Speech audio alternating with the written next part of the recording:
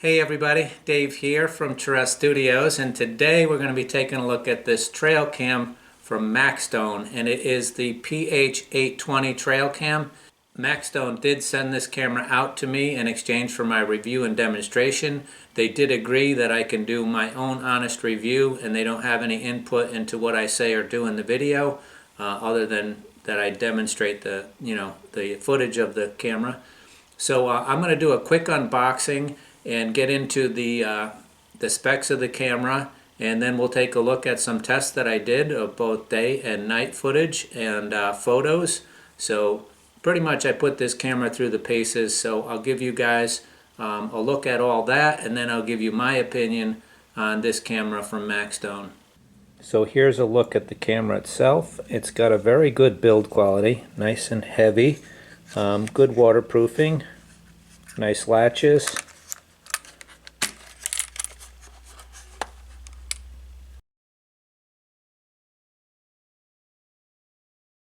So here it is, and this is what it comes with: your mounting plate, your articulating arm, your strap for a tree, and your USB-C charging cable, and it also can transfer the footage. When you want to transfer footage, you put the switch to the test mode, and that will allow you to transfer footage. Otherwise it will be in charging mode. This camera features a 28 megapixel image size, but it is generated from a 4 megapixel sensor, so it's interpolated. We'll see what the quality of the images look like at the 5 megapixel and the 28, and you guys can be the judge. And also the video is 2.7K interpolated, so I believe it's a 1080 native 1080p footage that's upscaled to 2.7K. So I took samples of both of those, and so you guys can see the difference in that. Overall, I thought the image quality was pretty good on this camera. Definitely decent daytime footage, and I thought the nighttime footage was quite good for this price point. Anyway, we'll get into it and I'll show you guys, and you be the judge of the footage. I always say that because, you know, it's important how you feel the images look to you at the price point. It comes with the 32 gigabyte SD card also, and you can put one in there that's up to 512 gigabytes.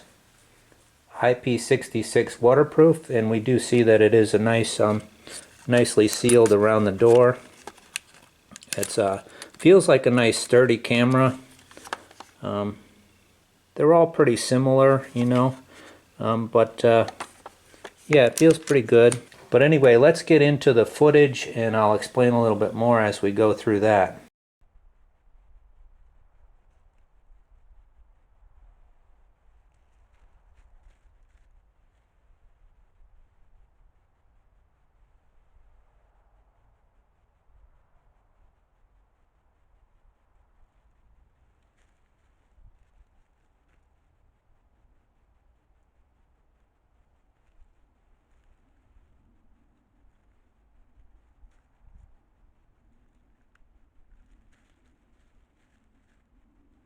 So here we have a squirrel eating the nut, and this is 1080p footage, and it's pretty nice. I really think all of the video clips here are 1080p footage, and I think it's pretty good footage. Now the still pics that we're coming up on of the bear, those are 5 megapixel, and then we'll go into some comparisons. I'll explain more about why I didn't get bear video in the end. So here we have the 5 megapixel photo, and here's the 28 megapixel photo. I could not notice much difference. Here it goes again, the 5 megapixel and the 28 megapixel. I can't notice the difference.